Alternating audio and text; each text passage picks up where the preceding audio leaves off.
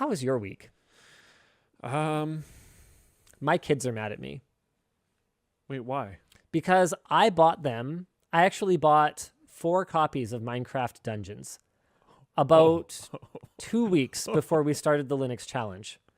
I bought 4 copies of Minecraft Dungeons, and I have refused to play Minecraft Dungeons with them for now the last 3 weeks because, and this is really funny, the Minecraft launcher it exists on Linux. There's actually a first-party version of the Minecraft launcher that is Linux native, freaking ready to rock. Okay, you want to play some Minecraft? Play some freaking Minecraft. Play some Minecraft on that Linux, boys. Okay? You want to play Minecraft Dungeons?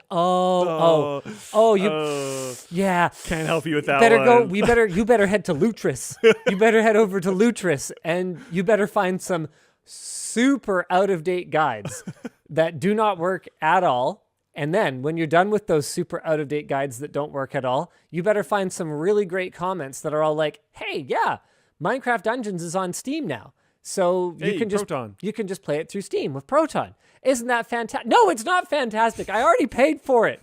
I paid for it in the Microsoft freaking stupid launcher. And unfortunately, you can't just port your key over. So there's no way to play it through Steam. I have to play it through the Microsoft launcher, and it won't let me install it, and Lutris won't work. So my kids are mad at me. They're like, "Why is your computer still broken?" I'm like, look, this is complicated. It's complicated. Look, Junior, it's not broken. It's just not working. Yeah.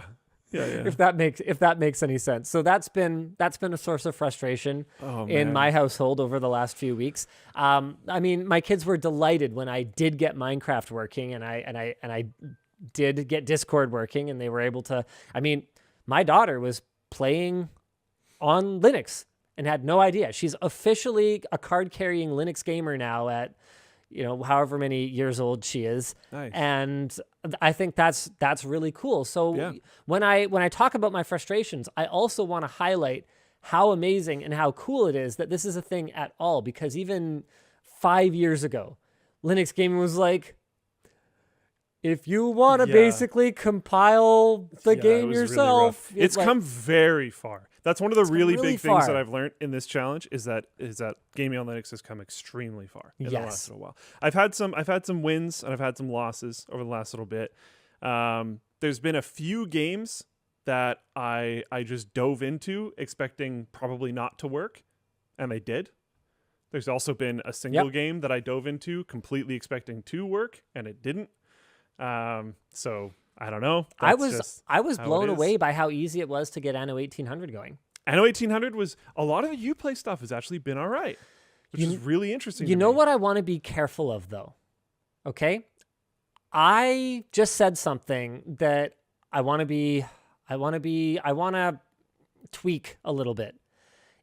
I was blown away by how easy it is now that I have 3 weeks of daily driving this thing under my belt. Yeah. Because it is still everything that is going to be said. Okay. So the part 1 is already out on Floatplane. Part 2 is going to be coming out probably next week on Floatplane. Part 3 is going to be probably a week after that. And all of the things that I've already recorded in those previous parts where I say, look, this is not easy. It's all still true. But it's also true that once you orient yourself and once easier. you have some idea of like, what are the buttons you can push? What are the levers you can pull? The troubleshooting process is worse than Windows, but manageable. Yeah. If you're pretty techie. Yeah. Definitely worse than troubleshooting on Windows. But a big part of that is just documentation. I think one of the biggest challenges for me in part 3 was how hard it was to find, because you're asking for so many stars to align. You're asking for someone else to have familiarity with the program that you want to use. You're asking for them to be using the same distro and in some cases even the same desktop environment. That can make a difference. Yep. And, you're asking for them to want to help you. And finally, you're asking for them to have had all of those other stars align recently. That's the biggest one for me. I found a lot of guides that are from like 2 years ago, and you try to implement it, and it's just like, wow, dependencies are all over the place. Things are missing. In a lot of cases, I've been able to piece those guides together. I've been able to see the steps that they took. Yeah. And while I can't put my foot in the exact like pattern that they did, Yeah. I can go down that same path and kind of figure it out, find the same things and hack something together. But yeah, I don't know. I didn't expect the crew to work. The crew. I Oh, really? Okay. specifically went to go play the crew Yeah. because I didn't think it was going to work. And it worked? And it worked. Like effortlessly or? Absolutely effortlessly. Wow. I had All right. Uplay Connect, Ubisoft Connect, whatever, stupid renames. I had that working. So I was just in the launcher and I was like, it's just kind of scrolling through Yeah. games, and I got Yeah. the crew for free like years ago. For sure, yeah. So I was think just it was like, like an NVIDIA game or something like that, like Yeah. a giveaway game or Yeah. something. Yeah. So I was like, oh, sure, whatever. And I just installed it, launched it, immediately perfectly worked. Sound was working. Everything was working. It was great. But then Grid 2 didn't work.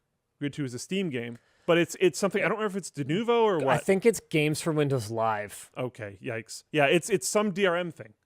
Sure. I don't remember what it was. I think Grid 2 has problems like on Windows. I wouldn't even be surprised. Don't quote me on that. Please don't quote me on that. I Googled it for like a second.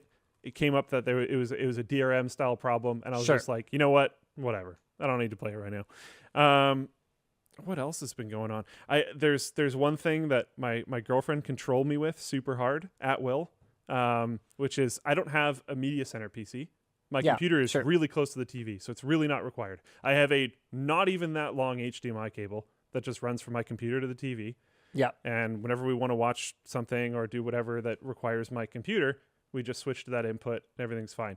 I have the TV set to disabled in my display manager, Yeah. so that my mouse doesn't try to go over there Sure. when I'm not using it.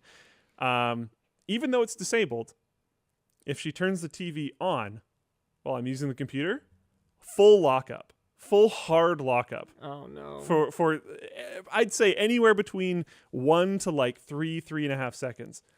And of course, because this is just how everything works, Yeah. it'll always happen at the worst possible time.